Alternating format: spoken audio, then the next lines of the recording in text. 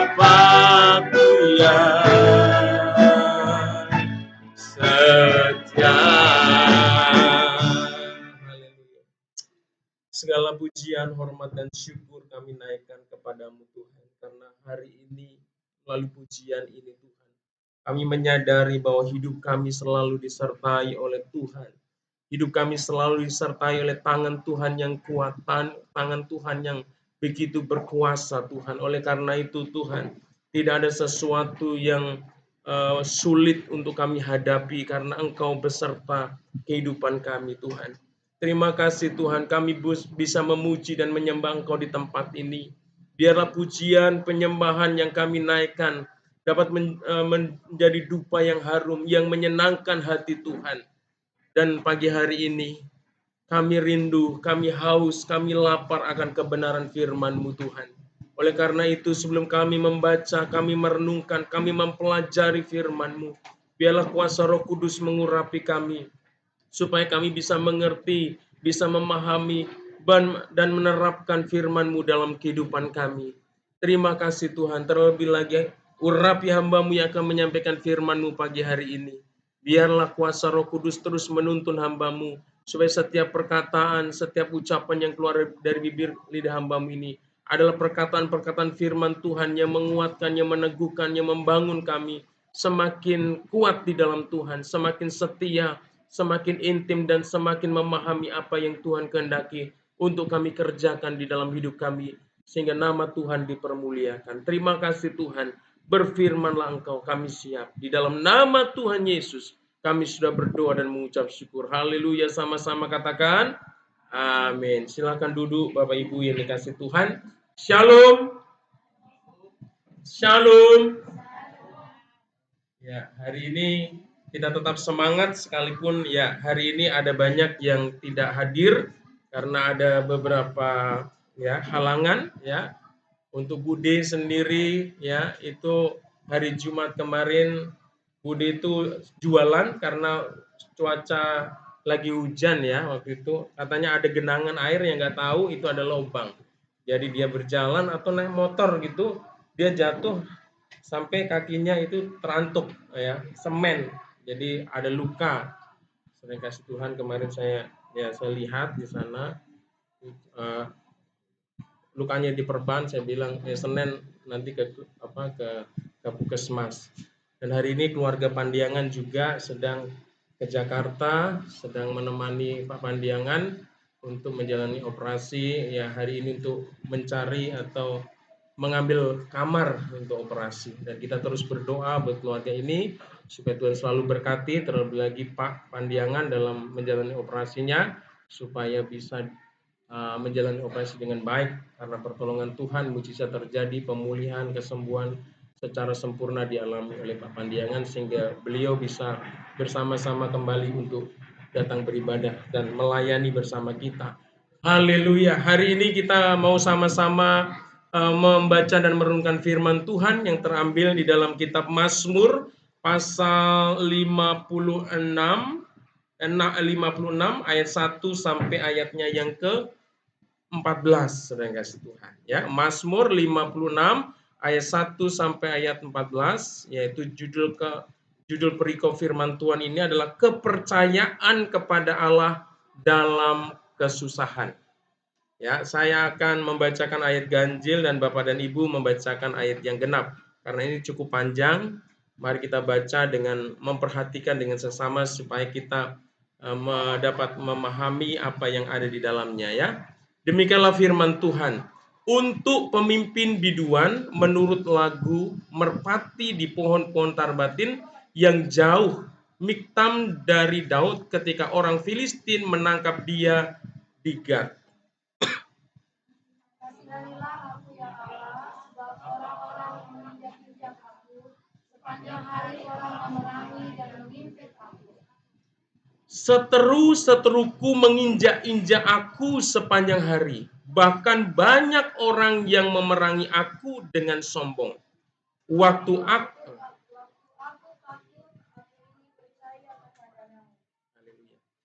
kepada Allah yang firman-Nya kupuji, kepada Allah aku percaya, aku tidak takut. Apakah yang dapat dilakukan manusia terhadap aku? Sepanjang hari mereka mengacaukan perkataanku, mereka senantiasa bermaksud jahat terhadap aku. Mereka mau menyerbu, mereka mengintip, mengamat-amati langkahku seperti orang-orang yang ingin mencabut nyawaku. Apakah yang dikatakan untuk dalam kejahatan mereka? Tuturkanlah bangsa-bangsa dan lakukanmu, ya Allah. Sengsaraku engkaulah yang menghitung-hitung, air mataku kau taruh ke dalam kirbatmu, bukankah semuanya telah kau daftarkan? Maka musuhku akan mundur pada waktu aku berseru. Aku yakin bahwa Allah memihak kepadaku. Kepada Allah firman-Nya kupuji, kepada Tuhan firman-Nya kupuji. Allah aku percaya, aku tidak takut. Apakah yang dapat dilakukan manusia terhadap aku? Nasarku kepadamu ya Allah akan kulaksanakan, dan korban syukur akan kubayar kepadamu. Sebab engkau telah meluputkan aku daripada maut, bahkan menjaga kakiku sehingga tidak tersandung. Maka aku boleh berjalan di hadapan Allah dalam cahaya kehidupan. Haleluya. Terima kasih Bapak Ibu yang dikasih Tuhan. Ya, satu perikop firman Tuhan kita baca ya. Itu adalah Mazmur Daud, Bapak Ibu Tuhan, dan hari ini next Bang. Hari ini saya menyampaikan firman Tuhan dengan tema Coram Deo ya. Bahasanya aneh ya, Coram Deo ya. Apa itu Coram Deo? Ya, hidup di hadapan Tuhan, Saudara ya. Coram Deo itu adalah ungkapan bahasa Latin ya, yang berarti di hadapan Deo atau di hadapan Allah, Saudara. Jadi kata ini ditemukan dalam kitab bahasa Latin ya, yang kita sebut sebagai Vulgata. Jadi terjemahan Alkitab dalam bahasa Latin itu ada kata Coram Deo, yaitu hidup di hadapan Allah, Saudara. Ya, karena Alkitab kita itu kan ditulis dalam bahasa Ibrani, Yunani, dan ditranslate lagi ke dalam bahasa Latin, Saudara yang kasih Tuhan. Ya, Coram Deo ini menyadarkan kita sebagai orang percaya bagaimana seharusnya kita hidup. Ya, Coram Deo atau hidup di hadapan Allah. Ya, ketika seseorang sadar bahwa ia hidup di hadirat Allah, ia hidup di dalam otoritas Allah, dan ia hidup untuk kemuliaan Allah, maka hidupnya akan berbeda, Bapak Tuhan. Ya, jika dibandingkan dengan orang yang tidak menyadari bahwa sesungguhnya ketika seseorang itu menjalani kehidupan ini, sebenarnya kita ini hidup di depan Tuhan, Saudara. Jadi mata Tuhan tertuju atas hidup kita. Kemanapun kita berada, selalu mata Tuhan itu tertuju atas hidup kita, Saudara. Sehingga apa? Ketika kita meyakini bahwa sesungguhnya ketika kita hidup, ini adalah hidup di hadapan Tuhan, Saudara, maka kehidupan kita yang menyadari akan bahwa kita hidup di hadapan Tuhan yang selalu mengawasi kita, maka kita akan menjadi orang yang berbeda dengan orang yang tidak punya kesadaran bahwa hidupnya itu adalah hidup di hadapan Tuhan. Ya, orang yang tidak percaya sama Tuhan, mungkin orang ateis, Saudara, dia bisa melakukan hal-hal yang tidak berkenan kepada Tuhan itu menjadi sesuatu yang biasa, Saudara. Ya, melakukan dosa, hedonisme, yang penting saya senang dan sebagainya, ya sekalipun itu bertentangan dengan Tuhan, kehendak Tuhan, tidak masalah. Karena dia nggak menyadari bahwa sesungguhnya dia hidup di depan Tuhan. Ya, kalau kita menyadari bahwa hidup kita itu ada di depan Tuhan dan Tuhan melihat kita, maka kita tidak akan menjalani hidup ini dengan sembrono, Saudara. Suka-suka kita, Saudara. Pasti kita akan malu, Saudara. Ya, seperti mungkin kalau kita melintas satu gedung atau satu ruangan, Saudara, dan di ruangan itu ada sebuah kaca, Saudara. Yang mungkin itu kacanya warnanya hitam, Saudara. Terus di baliknya itu ada orang, Saudara. Ya, terus kita sedang melintas begitu, Saudara, dengan tidak menyadari, mungkin kita waktu melintas di kaca itu, wah, kita ngaca-ngaca begitu. Padahal di balik kaca itu ada orang melihat, ini orang sedang ngapain gitu kan. Sama. Ya, orang mungkin waktu dia nggak menyadari ada orang yang memperhatikan dari dalam, dia enjoy. Mungkin dia bertingkah yang aneh-aneh tanpa dia ada rasa malu, tanpa ada rasa canggung dan sebagainya, dia asik aja. Tapi coba aja, kalau ketika dia menyadari, oh ternyata itu kaca dan di baliknya itu ada orang yang bisa melihat keberadaan saya di sini, maka dia akan mungkin ngaca pun dia mungkin akan segan, nggak berani, saudara kasih Tuhan ya. Nah, itu kalau kita menyadari seperti itu ya, kalau hidup kita itu menyadari bahwa kita ini sedang hidup di depan Tuhan, Tuhan lihat mengarahkan wajahnya kepada kita, saudara, maka hidup kita pasti akan berbeda. Kita akan jalani hidup ini dengan tidak melakukan hal-hal yang tidak berkenan kepada Tuhan, saudara. Seperti contohnya ya, seperti kalau di dalam Alkitab itu ada Yusuf ya, ada Yusuf. Yusuf ini pernah ketika dia dipercaya bekerja di rumahnya Potifar, saudara yang kasih Tuhan, ada kesempatan dia ingin melakukan tuh hal yang tidak baik, yaitu berbuat zina dengan istrinya Potifar. Tetapi sekalipun ada kesempatan dan sekalipun tidak ada orang yang mengetahui kecuali istri Potifar, saudara. Tetapi Yusuf menyadari bahwa ada mata Tuhan. Dia menyadari bahwa dia hidup di depan Tuhan yang tidak bisa kita bersembunyi di hadapannya. Makanya dia Dia tidak mau diajak untuk melakukan dosa, saudara. Jadi hidupnya berbeda, saudara ya. Saya percaya jika seorang Kristen percaya kepada Tuhan dan hidup dalam kesadaran ya coram Deo ini, tentunya gaya hidupnya pasti akan berubah, saudara. Ya, namun perubahan ini bukan sekedar perubahan yang takut dihukum, saudara. Ya, kita berbuat baik, ya akhirnya jadi orang Kristen yang selalu ketakutan. Saya mau berbuat baik supaya saya nggak dihukum oleh Tuhan. Dikit-dikit takut dengan hukuman. Bukan seperti itu, saudara. Ya, perubahan seorang yang ada dalam Tuhan yang menyadari bahwa hidupnya di depan Tuhan, dia akan melakukan segala sesuatu dengan dengan kasih. Dia mengasihi Tuhan, karena dia mengasihi Tuhan, dia cinta sama Tuhan, dia mengerti kehendak Tuhan, maka dia hidupnya menjalani kehidupan yang baik, saudara. Tetapi dari itu adalah salah satu sisi daripada satu kehidupan seseorang yang mengerti akan keberadaan hidupnya, bahwa dia hidup di hadapan Tuhan atau coram Deo ini, saudara. Tetapi kita akan melihat di sini, Bapak Ibu Tuhan, melalui bacaan firman Tuhan ini ya, melalui pembacaan firman Tuhan ini, kita akan melihat kehidupan Daud yang menjadi salah satu contoh seseorang yang memiliki gaya hidup yang benar di hadapan Tuhan. Tapi secara khusus ini adalah bicara bagaimana Daud dalam menghadapi persoalan dan pergumulan hidupnya, saudara. Ya, bagaimana seseorang yang menyadari bahwa dia hidup di depan Allah, di hadapan Allah, saudara. Ketika menghadapi pergumulan, ya itu akan berbeda dengan orang yang tidak menyadari bahwa hidupnya itu sedang di hadapan Tuhan. Ya, coram Deo, hidup di hadapan Tuhan. Next, Bang. Ya. Ya, di sini katakan Mazmur ini ditulis pada saat Daud ditangkap orang Filistin di Gat, saudara ya. Jadi Daud itu nggak selalu di dalam Alkitab itu kita menemukan cerita kemenangan-kemenangan. Sering kali kan kita kalau lihat kisah Daud kan selalu Daud mengalahkan Goliat, ya. Goliat orang Filistin. Ternyata di dalam Mazmur ini ada masanya di mana Daud pernah mengalami kekalahan dan ditangkap oleh musuhnya. Ya, orang-orang Filistin di Gat, saudara. Ya, ini ada sesuatu kekalahan, satu pergumulan yang sedang dihadapi oleh Daud, saudara. Kita tahu bahwa Daud itu telah melakukan banyak hal yang luar biasa bersama Tuhan, ya. Tetapi dalam hidupnya ternyata dia mengalami satu titik yang terendah di mana dia ditangkap oleh orang Filistin, ya itu adalah musuhnya, saudara. Meskipun hidup di hadapan Tuhan tidak menjamin absennya persoalan, tetapi Daud mencontohkan untuk tetap percaya kepada Tuhan, saudara, kepada Allah, saudara.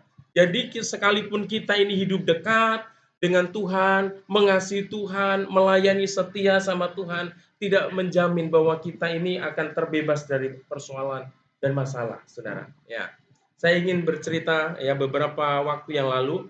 Mungkin beberapa hari yang lalu, ketika saya menemani istri saya, Ibu Gembala atau Miss Delima, ya mengadakan kegiatan renang anak-anak di Puri Nirwana. Ya, ketika mereka sibuk dengan kegiatan mereka, saya sempat ngobrol, berkomunikasi salah satu orang tua dari murid, saudara yang kasih Tuhan, dan itu seorang bapak-bapak.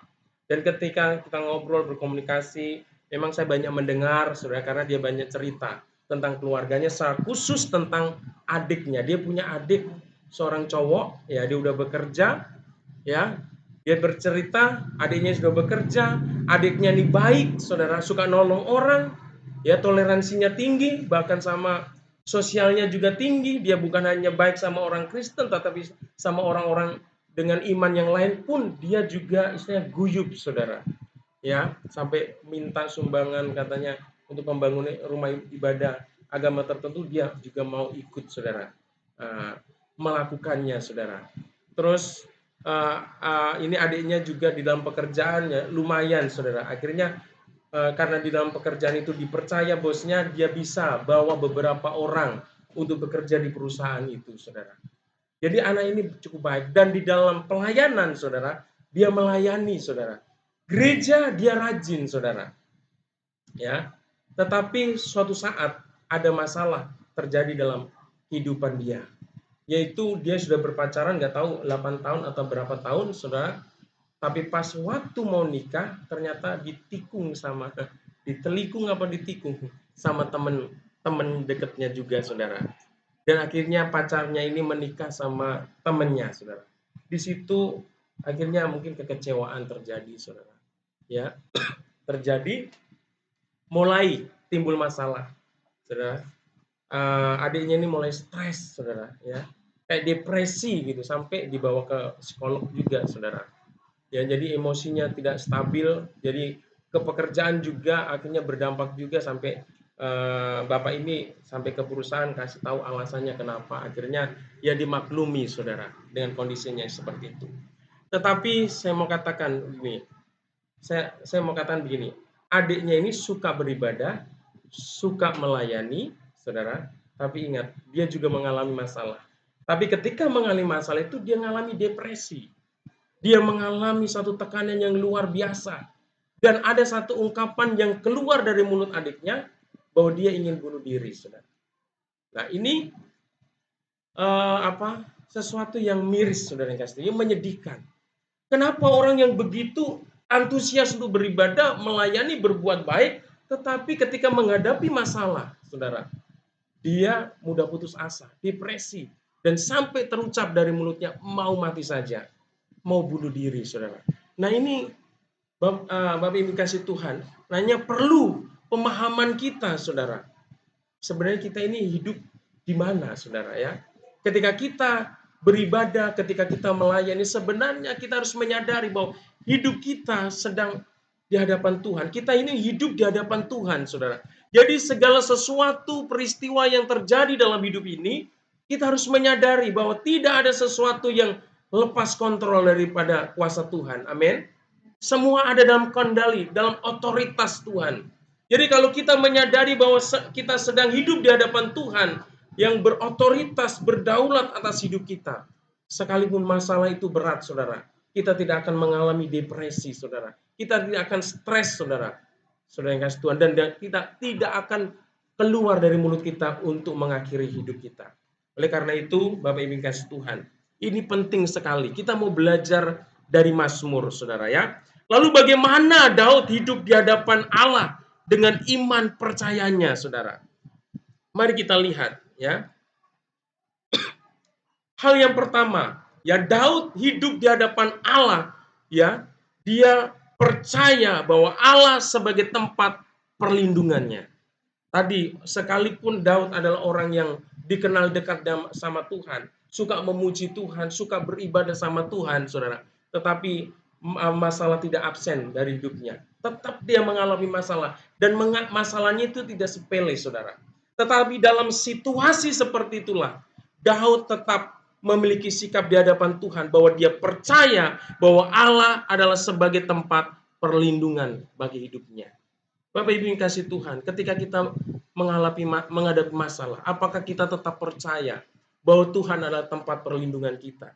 Daud dia tegaskan dalam dirinya, saudara. Dia mengambil satu komitmen di hadapan Tuhan bahwa Tuhan itu adalah satu-satunya tempat perlindungan yang aman bagi dia. Ya, Daud berada dalam keadaan tertekan dan dikalahkan musuh. Ia menggambarkannya dengan diinjak-injak dan diperangi oleh musuh yang sombong, saudara. Tadi orang Filistin, saudara. Kita tahu ini orang Filistin mungkin dendam banget sama sama apa ya? Sama Daud. Karena pernah ya panglimanya yang gagah perkasa yang di apa itu dibangga-banggakan itu dikalahkan oleh Daud. Dan karena kekalahan panglimanya, bangsa Filistin itu mengalami kekalahan yang hebat. Saya yakin dan percaya ketika ditangkap itu mengerikan, saudara. Wah, ini orang bisa dicabik-cabik ini, tapi dalam keadaan seperti itu. Kita lihatlah di dalam ayatnya ini ya. Next, Bang. Next. Ya, kita baca firman-Nya, saudara ya. Ayat 3, 4, dan 5. Ya, firman Tuhan katakan ini. Seteru-seteruku, artinya musuh-musuhku, menginjak-injak aku sepanjang hari.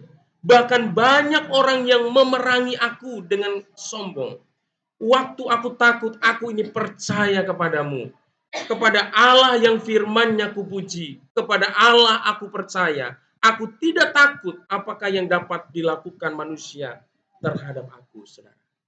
Ini keadaan yang sangat sulit, tetapi Daud ini meneguhkan imannya, kepercayaannya kepada Allah, bahwa Allah adalah tempat ya perlindungan yang aman, tempat dia bernaung, saudara. Sehingga dia yakin dan percaya kalau Tuhan menjadi tempat perlindungannya.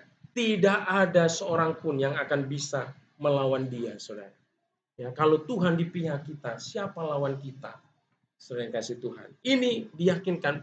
Mungkin pada waktu itu memang situasi yang mengerikan, saudara. Ditangkap oleh musuh, ditawan oleh musuh, saudara. Bagaimana dia bisa keluar? Bagaimana bisa dia selamat dari itu semua? Tetapi dia tetap mempercayai, sekalipun akal sehatnya, akal pikirannya, pikirannya tidak mungkin, akal sehatnya tidak mungkin ini saya bisa selamat, saya bisa terlepas dari pergumulan saya, dari musuh-musuh saya.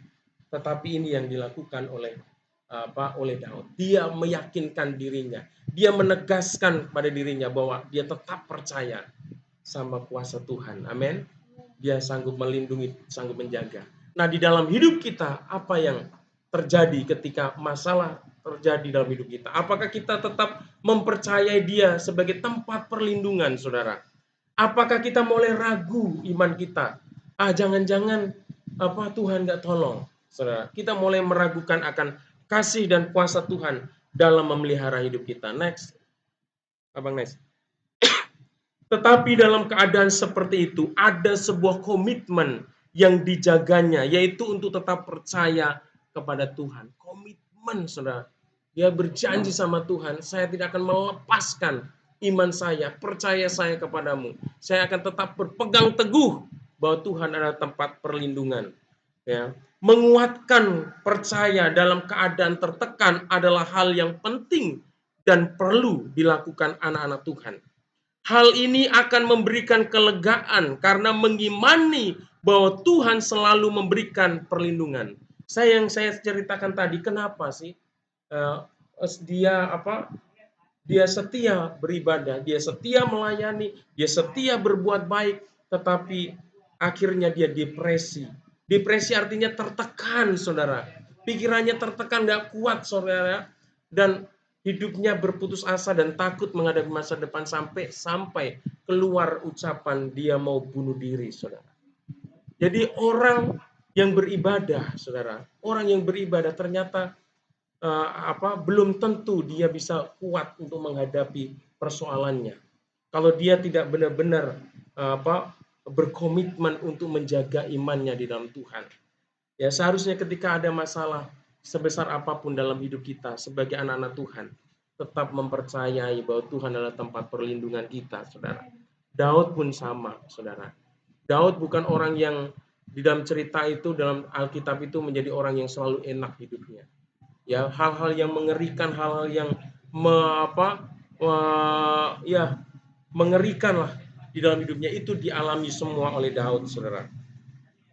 Oke. Sekarang yang kedua, ya, apa yang dilakukan oleh Daud saat menghadapi masalah dengan dia menyadari bahwa dia hidup di hadapan Allah. Yang kedua adalah dia percaya Allah memberi kemenangan, saudara. Daud berkomitmen dalam dirinya bahwa dia tetap mempercayai bahwa Allah itu adalah Allah yang memberi kemenangan, saudara. Masalah boleh datang, tetapi ending-endingnya itu kemenangan akan kita peroleh, saudara. Nah, ini perlu kita perlu ada dalam diri kita. Saudara yang kasih Tuhan, ini saya kesaksian pribadi, saudara. Ya, sudah beberapa waktu yang lalu, saudara. Memang motor saya ini cerita tentang motor, saudara ya. Motor ini udah ketahuan sebenarnya sudah mulai rusak, saudara. Sudah mulai berasap. Tapi pada waktu itu memang disaranin untuk perbaikan, ya, untuk ganti ring dan sebagainya. Dengan biaya yang cukup besar, saya masih bisa akalin. Memang dikasih tahu kalau kondisi seperti motor ini akan banyak boros dengan busi, saudara guys. Tapi saya akalin, saya tambah oli, asal kurang saya rajin, mungkin 2 hari 3 hari sekali saya cek, saya selalu tambah ini, saudara. Gak ada masalah dengan sekali-kali. Tapi kemarin itu memang beberapa hari Jumat itu benar-benar, saudara, udah nggak bisa artinya diakal-akalin lagi, saudara. Motor harus masuk ke rumah sakit, saudara, ke bengkel, rumah sakitnya motor bengkel, saudara ya. Saya itu hari Jumat yang lalu ada pertemuan pendeta se-Kabupaten Bekasi. Dari rumah ke lokasi ini hanya bisa ditempuh mungkin enggak nyampe 1 jam, 40 menit, saudara. Tapi dengan kerusakan motor saya hitung pergi sampai pulang itu, saudara, saya ganti busi itu hampir 12 kali, saudara. Saya jadi hanya berapa kilo mati, saya bongkar, saya pasang lagi, saudara. Saya ganti lagi, saudara. Di situ apa yang saya lakukan, saudara? Saya menguatkan diri saya. Saya tetap bersyukur. Saya memilih untuk tetap bersyukur sama Tuhan. Saya memilih untuk tetap bersabar, saudara. Saya tetap memilih untuk percaya bahwa Tuhan pasti menolong, saudara. Ya, akhirnya Jumat malam itu kami juga udah ditunggu sama Lai di sini karena membahas pelayanan ke puncak, saudara. Mereka udah datang duluan, akhirnya motor parkir situ, udah, puji Tuhan. Akhirnya saya setelah ada waktu sedikit saya ke tempat Mama Andreas, saya konsultasi karena beberapa waktu yang lalu udah tanya ya harganya. Ya udah, kalau gitu berapa lama kalau servis? Servis ya 2-3 hari. Waduh, kaki saya cuma satu nih, gimana nih? Motor maksudnya, motor saya satu, aktivitas saya gimana ini? Ada motor tapi ya nggak bagus, pakai aja dulu. Ya puji Tuhan, akhirnya motor bisa malam itu bisa masuk dan bisa kita bisa pulang, saudara yang kasih Tuhan. Artinya ada kaki untuk kita pulang, saudara. Puji Tuhan, tadi malam ada informasi motornya udah beres. Puji Tuhan. Tinggal beresin administrasi. Sering kasih Tuhan. Nah, ini kita pilihan. Pilihan tuh tetap bersyukur, tetap berpilih. Yang parah itu juga beberapa waktu lalu sampai saya telepon minta tolong Pak Parmin karena macet mogok waktu itu, minta didorong, minta ditarik sama Pak Parmin, ya. Karena udah mampir ke bengkel, wah diotak-atik, udah lama nih ada 1,5 jam nggak selesai. Wah, nggak bener nih. Nanti diagnosanya takutnya yang lain-lain ini. Ya udah Pak, tolong beresin Pak, nanti saya bayar, nggak apa-apa. Tapi udah beresin aja, saya udah juga capek, udah kebasahan sama Nice waktu itu kan. Nice juga udah basah kuyup, itu udah berapa lama itu kami karena beli seragamnya. Hujan, Pak, ayo kita terobos, takut hujan, takut tutup tokonya. Ya udah, kita terobos, akhirnya benar-benar KO motor kita. Ya akhirnya itu sampai di sini di stud, ya. Akhirnya ditangani sama Papa Andreas cuma beberapa menit udah bisa hidup, puji Tuhan gitu kan. Waktu itu, dan akhirnya memang parahnya ini, dan itu pilihan, saudara. Kalau kita bisa mengeluh, kita bisa bersungut-sungut bisa saja, tapi kita mengambil keputusan dalam diri untuk tetap bersyukur, untuk tetap sabar dan tetap percaya bahwa Tuhan pasti campur tangan, saudara ya. Di Daud Jadi sikap Daud di hadapan Tuhan ketika dia tahu bahwa dia hidup dalam Tuhan, ya Daud tetap percaya bahwa Allah memberi kemenangan, saudara. Di hadapan Tuhan, Daud mengimani bahwa semua sengsara dan penderitaan adalah hal yang diperhatikan Tuhan. Dia maha tahu dan menghitungkan semua persoalan itu. Jadi kita jangan pernah berpikir bahwa ketika kita punya masalah Tuhan tidak tahu. Tahu, saudara. Kita lihat ayat firman-Nya. Next, Bang. Ya.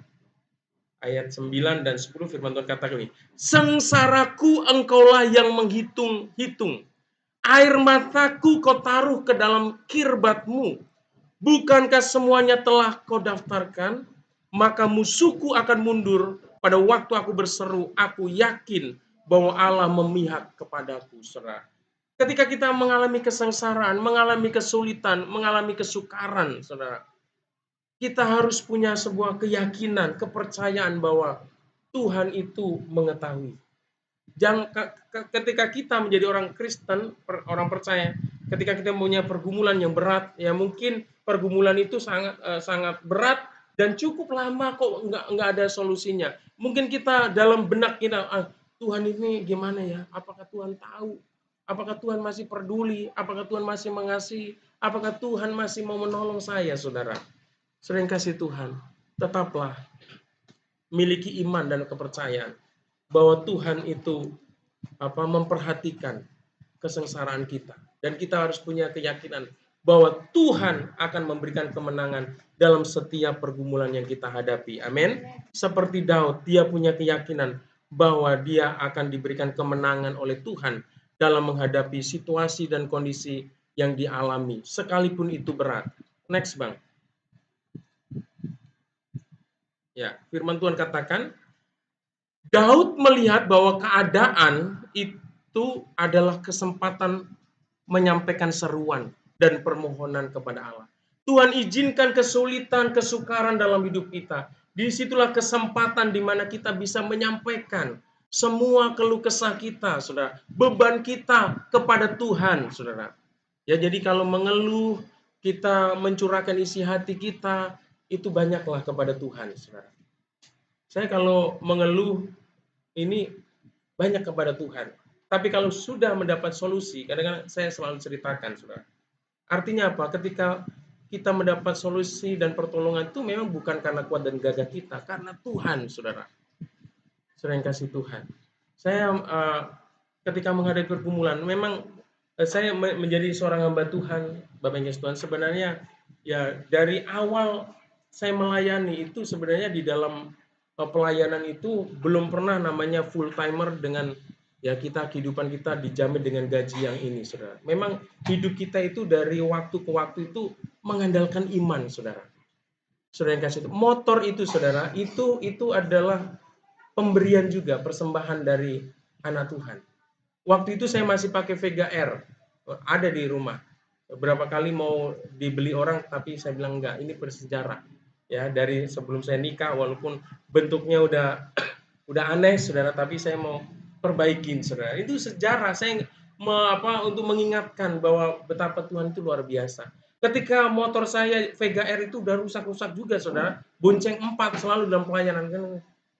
Tapi suatu saat saya melayani ketika ke Jakarta, ya memang sempat saya menyampaikan bahwa ya pergumulan saya itu motor, puji Tuhan.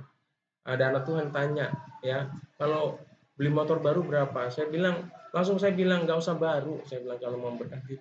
Yang penting bisa akhirnya saya memilih. Sebenarnya ada tawaran untuk beli baru, tapi udahlah. Kalau manggilnya Ito, Ito nggak usah yang baru. Yang penting masih bagus ini aja saya bilang. Akhirnya saya pilih, saudara. Saya cari di dealer, kebetulan dealer yang dulu yang khotbah di sini, yang istrinya khotbah di sini, ya Ibu Pak Beni, istrinya Pak Beni, saudara. Dia punya showroom, kebetulan ada ini Pak dengan budget 8 juta waktu. Jadi langsung ditransfer, langsung ngambil barang, saudara. Saya kasih Tuhan, itu cara Tuhan. Memang, waktu saya pakai Vega R itu, Bapak yang kasih Tuhan, aduh Tuhan, rasanya Tapi untuk memilih, Tuhan pasti Tuhan sediakan ini Tuhan. Jadi keperluan kami untuk melayani, saudara. Udah rusak-rusak Tuhan. Kami udah berempat ini. Udah nggak kuat lagi motor. Jadi kadang dudut begitu, tapi ya tetap bersyukur, saudara. Tapi akhirnya ya Tuhan jawab, saudara. Saya nggak tahu ini kapan lagi Tuhan jawab dengan yang lebih baik, saudara ya. Tapi tetap percaya. Saya tetap percaya bahwa Tuhan akan menyediakan. Seperti waktu saya ngajar, saudara yang kasih Tuhan dulu, saya nggak punya laptop, nggak punya komputer, ya. Saya itu punya handphone Andromax. Puji Tuhan itu udah Android, saudara. Jadi kita bisa download aplikasi Word, saudara. Jadi saya ngetik dari semua, bikin materi soal, bikin soal-soal, bikin materi pelajaran itu dari Word itu, saudara. Kecil, saudara, setia, saudara. Tapi suatu saat Andromax saya itu, saudara, sampai rusak. Casingnya udah kayak apa? Dilihat teman saya, mungkin bergumulan sekali. Tapi puji Tuhan, itu juga Tuhan akhirnya dikasih laptop. Laptop ini baru, saudara, kasih Tuhan, tapi udah berapa tahun yang lalu, saudara. Waktu habis pelayanan, itu di bawah ada laptop di mobil, nanti ambil ya, katanya. Baru, katanya. Puji Tuhan, saudara. Ya, jadi Tuhan itu menjawab kebutuhan dalam pelayanan itu dengan luar biasa. Kalau saya saksikan bagaimana Tuhan menolong itu banyak, saudara. Jadi di dalam kehidupan pelayanan saya itu banyak yang sebenarnya yang nggak langsung beli karena saya punya uang langsung beli, itu nggak ada, saudara. Jarang, saudara. Ya mungkin satu dua ada. Tapi banyak kan seperti itu, saudara. Saya sebagai hamba Tuhan dalam perjalanan, saudara. Ya, jadi kita harus meyakini bahwa Tuhan itu selalu akan memberikan kemenangan buat kita. Amin. Ya, jadi pada waktu kita mengalami situasi-situasi kesulitan itu, itulah kesempatan kita memohon sama Tuhan. Itulah kesempatan kita meminta sesuatu sama Tuhan, saudara. Seperti Daud ini, saudara, ya. Pergumulan juga bisa membawa orang untuk jauh dari Tuhan. Jadi ada dua, saudara, ada dua kemungkinan melalui pergumulan dan persoalan yang terjadi dalam hidup kita. Kita akan semakin dekat sama Tuhan, semakin akan mengalami kuasa dan mukjizat Tuhan, atau sebaliknya kita semakin jauh dan kita tidak akan pernah mengalami apa yang disebut kebaikan dan pertolongan Tuhan, saudara. Itu tergantung respon kita. Seperti Daud, saudara. Kalau respon Daud ini kita melihat dia selalu percaya bahwa Tuhan itu pelindung, Tuhan itu adalah Tuhan yang memberikan kemenangan. Akhirnya apa? Kemenangan terjadi. Tuhan berikan kepada Daud. Ya. Hasil dari seruannya kepada Tuhan, musuh-musuhnya akan mundur karena Allah berpihak kepada orang yang berseru dan memanggil namanya, saudara. Pergumulan Daud adalah menghadapi musuh-musuh orang Filistin. Setiap kita itu punya pergumulan yang berbeda-beda, saudara. Kita nggak boleh berkata pergumulanku lebih besar daripada pergumulanmu, saudara. Jangan pernah, saudara. Kita jangan pernah berpikir ini, hidupmu lebih enak daripada hidupku, saudara. Kadang-kadang orang kan begitu. Lihat orang, lebih enak gitu ya. Kayaknya nggak ada pergumulan. Dengerin, Daud ini punya pergumulan loh. Orang hebat tapi punya pergumulan. Jangan pernah di dalam benak kita mengatakan si A nggak punya pergumulan, saudara. Kita belum aja masuk dan dekat sama dia. Jangan-jangan kalau kita masuk dalam kehidupannya tidak dekat dengan wow, seram gitu kan. Wah, nggak mau aku gitu kan. Ya makanya ya saudara, setiap orang punya masalah, punya pergumulan, saudara. Ya, tetapi orang yang mengambil sikap untuk tetap mempercayai Tuhan, memberikan kemenangan, dia akan mengalami kuasa dan mukjizat Tuhan berupa kemenangan juga, saudara. Haleluya. Next, Bang, nomor yang ketiga ya. Setiap khotbah saya batasin, poinnya 3-3. Kalau sampai 10 ini bisa bahaya, saudara yang kasih Tuhan ya. Seperti Rasul Petrus itu khotbah, ada yang jatuh mati, saudara. Ya, gara-gara ngantuk, saudara. Ini bahaya ya. Oke, yang ketiga ya, sikap Daud ketika dia menyadari bahwa dia hidup di hadapan Tuhan, coram Deo, saudara. Dia percaya bahwa Allah meluputkan, artinya membebaskan, melepaskan dia dari setiap kesulitan dan masalah dan pergumulan yang dialami itu, saudara. Jadi ketika kita sedang menghadapi masalah, langsung kita percaya, pasti ada jalan keluar, pasti ada solusi. Jangan kita menghadapi langsung, waduh, mati gua. Ya kan? Jangan. Ketika kita sudah bilang, waduh mati gua, mampus gua katanya. Ya mampus sesuai dengan iman sering kasih Tuhan. Iya, perkataan kita ini berkuasa, saudara ya. Jadi jangan pernah berkata seperti itu ya. Coba kita lihat ayatnya dulu, Bang. Ayat 13 dan ayat 14. Ya. Firman Tuhan katakan begini. Nasarku kepadamu ya Allah akan kulaksanakan dan korban syukur akan kubayar kepadamu. Sebab engkau telah meluputkan aku daripada maut, bahkan menjaga kakiku sehingga tidak tersandung. Maka aku boleh berjalan di hadapan Allah dalam cahaya kehidupan. Haleluya. Kita balik, Bang, slide yang sebelumnya. Ya, di dalam 3 nih sikap Daud ketika dia menyadari bahwa dia hidup di hadapan Tuhan. Dia percaya bahwa Allah meluputkan dia dari setiap pergumulan. Dia melepaskan, membebaskan dia dari pergumulannya, saudara. Jadi ketika Tuhan ya mengamati kita, tidak ada sesuatu yang tersembunyi di hadapan Tuhan. Di hadapan Allah, Daud percaya pada keluputan dari musuh, kemenangan yang akan didapatkan dan penjagaan Tuhan atas hidupnya, saudara. Jadi setiap kita menghadapi masalah, langsung dalam iman kita, saudara, kita meyakini ada solusi. Amin. Ada solusi, ada jalan keluar yang Tuhan sediakan untuk setiap persoalan yang kita hadapi. Ya, next yang terakhir, slide yang terakhir. Ya, Daud juga berjalan di hadapan Allah dalam cahaya kehidupan. Artinya langkah-langkahnya diterangi oleh Tuhan sehingga kakinya tidak tersandung. Ini buah dari kehidupan orang yang punya sikap yang benar ketika hidup di hadapan Tuhan. Dia melihat bahwa Allah itu adalah pelindungnya, bahwa Allah adalah pelepas, peluput dari setiap masalah dan pergumulannya. Dia akan berjalan dalam cahaya kehidupan, saudara. Ya, cahaya kehidupan yang artinya langkah-langkahnya diterangi oleh Tuhan sehingga kakinya tidak tersandung, saudara ya. Yang kemudian dilakukan Daud adalah melaksanakan nazar. Jadi Daud ini dalam pergumulannya, saat dalam pergumulannya, saudara, dia itu sempat dalam hatinya, aduh Tuhan, kalau saya ditolong Tuhan, saya pasti akan memberikan sesuatu buat Tuhan. Saya nggak tahu nazarnya. Nazar itu janji, ya, yang diungkapkan Daud kepada Allah. Seringkali juga atau kita juga perlu di dalam hidup kita sebagai anak-anak Tuhan ketika kita dalam menghadapi pergumulan, kita mempunyai nazar kepada Tuhan.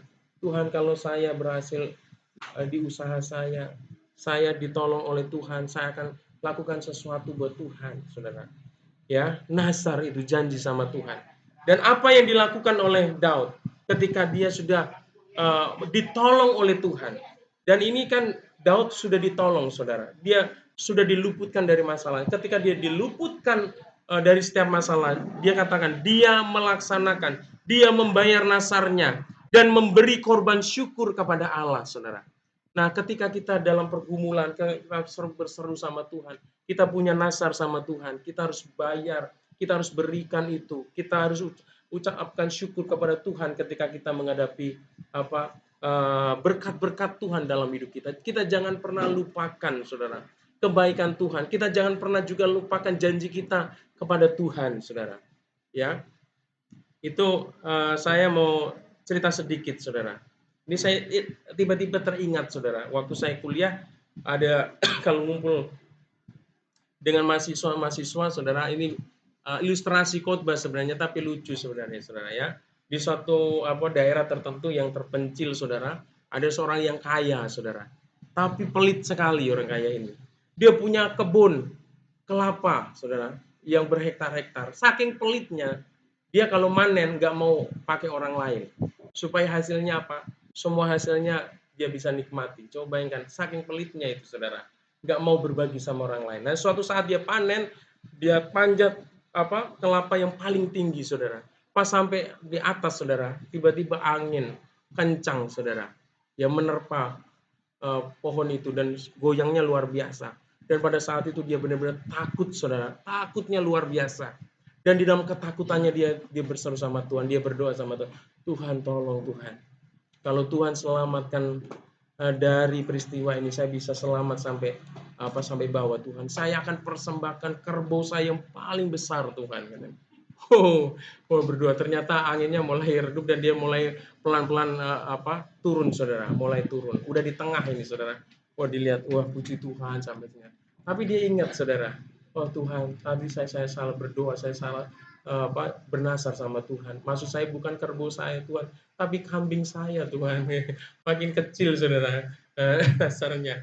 Setelah dia berdoa gitu dia mulai turun lagi.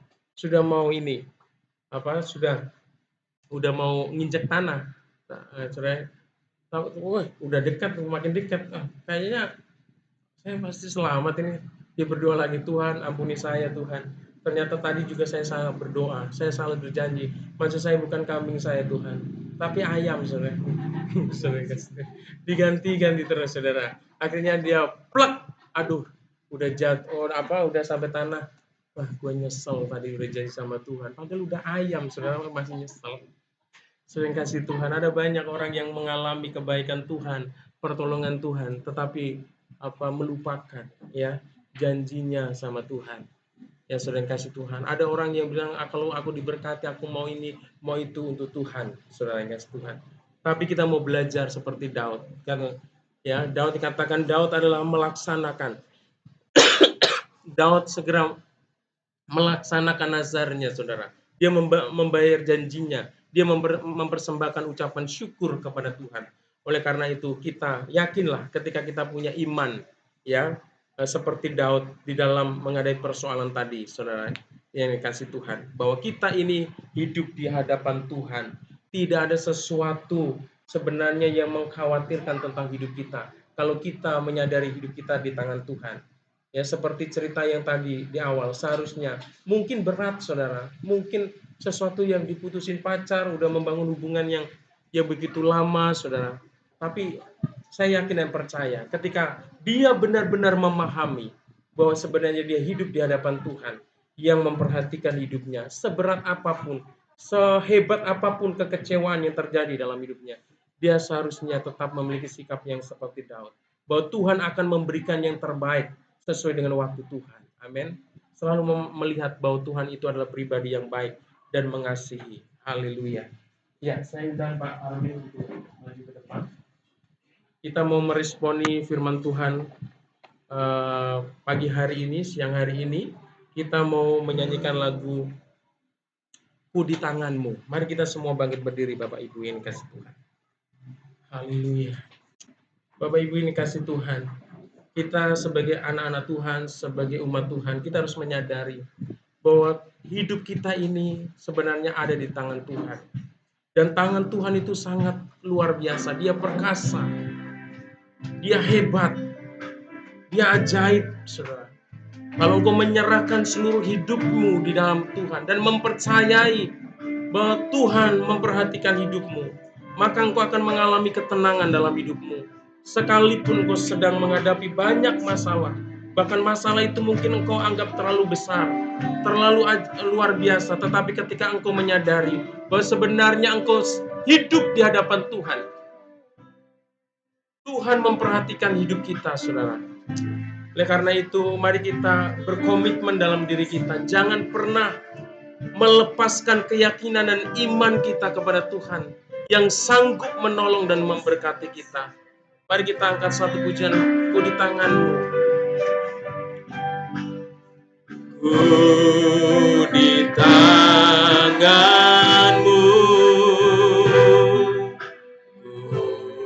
ku di hatimu, di pikiranmu, di rencanamu, tak pernah disendiri.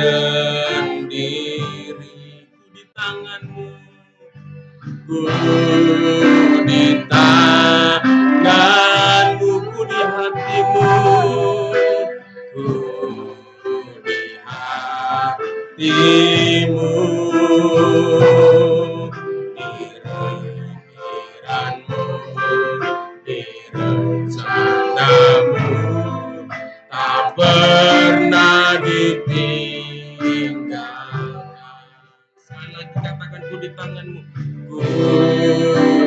tanganmu, ku di hatimu, hatimu, di pikiranmu, di rencanamu, tak pernah ku sendiri. Ku di tanganmu, ku di hatimu, di pikiranmu, di rencanamu, tak pernah ditinggalkan. Di rencanamu, di pikiranmu, di rencanamu, tak pernah ditinggalkan. Mari kita sembah Tuhan. Haleluya, haleluya, haleluya. Terima kasih Tuhan,